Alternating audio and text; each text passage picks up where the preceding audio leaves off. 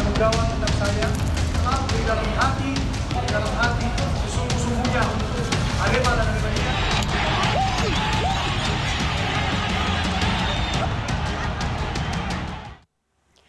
Rabu siang, Presiden Joko Widodo menemui para korban tragedi Stadion Kanjuruhan di Rumah Sakit Umum Dr. Saiful Anwar, Kabupaten Malang. Selain memerintahkan Menko Polhukam untuk segera mengungkap penyebab dan dalang tragedi Kanjuruhan, Presiden pun memberi instruksi pengungkapan tragedi Kanjuruhan harus dilakukan kurang dari 1 bulan.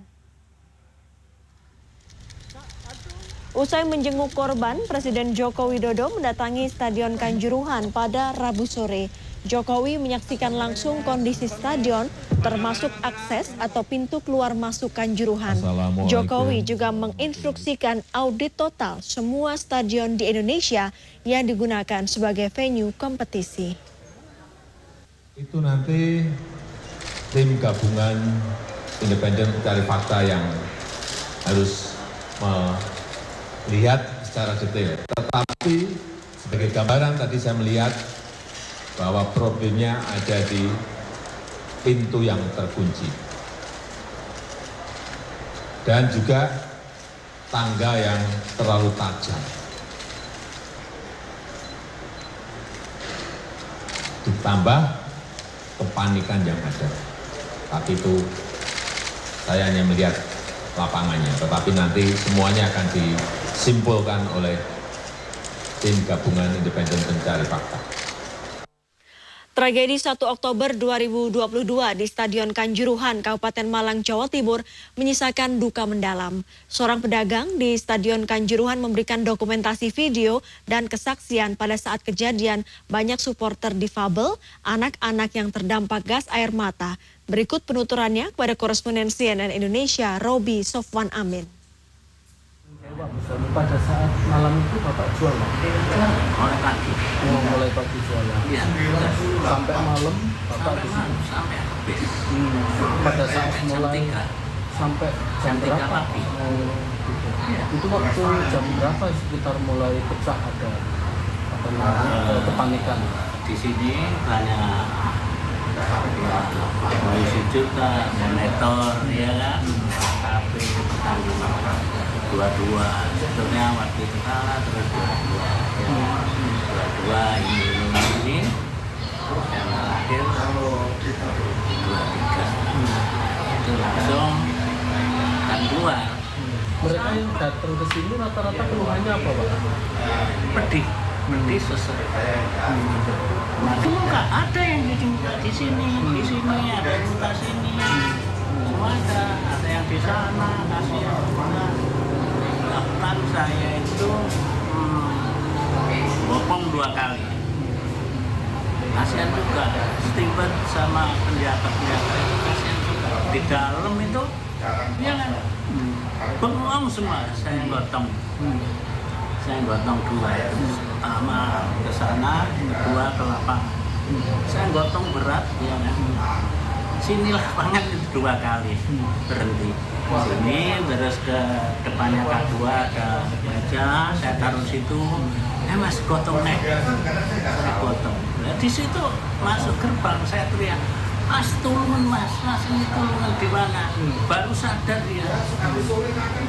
Ribet semua itu sebetulnya dengan keadaan seperti itu bukan ya apa ya? Kalut semua, bengong. Apa yang mungkin lah ya, apa yang dikerjakan, apa yang diperbuat dengan segitu banyak gitu. Itu Bapak selain nolong yang di dalam sini berarti keluar ya, kondisi di luar gimana Pak? Saya kira kondisi di luar terakhir itu ada videonya, itu agak reda tapi ada satu polisi itu dari Pagar namanya Mas Indra meredamkan di sini juga. Bu jangan keluar dulu kalau nggak sembuh. Di sini aja, apapun terjadi di sini. Iya kan? Iya mas, sampai sana Mas Indra sama saya. Itu sampai akhirnya reda, terus mereka akhirnya membubarkan diri sampai jam berapa Pak? Kira-kira jam 2. Jam 2 semua agak larut gitu lah. Kepolisian menaikkan status penyelidikan tragedi Kanjuruhan menjadi penyidikan yang artinya ada unsur pidana dalam tragedi yang menewaskan 131 orang pada Sabtu malam 1 Oktober lalu. Meski begitu, Polri belum menetapkan tersangka. Lantas, siapa saja yang dianggap bertanggung jawab dalam insiden Kanjuruhan?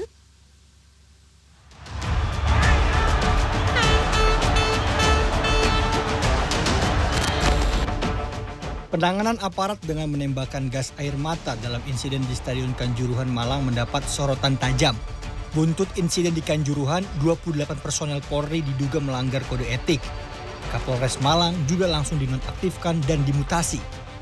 Selain itu 9 orang komandan batalion, kompi dan peleton Korps Brimob yang bertugas di dalam stadion juga dinonaktifkan. Polri juga menaikkan status penyidikan yang berarti ada unsur pidana dalam tragedi tewasnya 131 orang supporter Aremania dan ratusan lainnya terluka. Meski begitu, hingga Selasa siang kepolisian belum menetapkan tersangka. Selain masih memeriksa keterangan ahli dan 29 saksi, polisi juga masih memeriksa kamera pengawas di 6 titik pintu Stadion Kanjuruhan. Kenapa di 6 titik CCTV ini yang didalami oleh lapor? Karena dari hasil analisa sementara, disinilah titik jatuhnya korban yang cukup banyak. Oleh karena ini perlu ketelitian dan kehati-hatian juga dari lapor, ya, agar nanti bisa dijadikan sebagai alat bukti bagi penyidik sebelum penyidik nanti tentunya menetapkan tersangka terhadap seseorang. Unsur tentara juga tak luput dari pertanggungjawaban. Sejumlah tentara terekam menganiaya sejumlah supporter Aremania. Rabu siang, Panglima TNI Jenderal TNI Andika Perkasa menyebut 4 orang prajurit TNI telah mengakui tindakan berlebihan saat kerusuhan di Stadion Kanjuruhan Malang, Jawa Timur. Pengakuan 4 oknum TNI didapat setelah pihaknya memeriksa 5 orang prajurit dan bukti-bukti. Oh pasti. Ini kan investigasi nih. Ya sesuai pasalnya. Minimal pasal 351 KUHP, minimal ayat 1. Belum lagi nanti KUHPM, pasal 126, lebih kewenangannya dalam bertindak. Itu minimal. Jadi kita pasti terus, dan masing-masing pasal ini kan ada ancaman hukumannya. Ada memang syarat-syaratnya. Bagi saya itu sudah sangat jelas, itu pidana.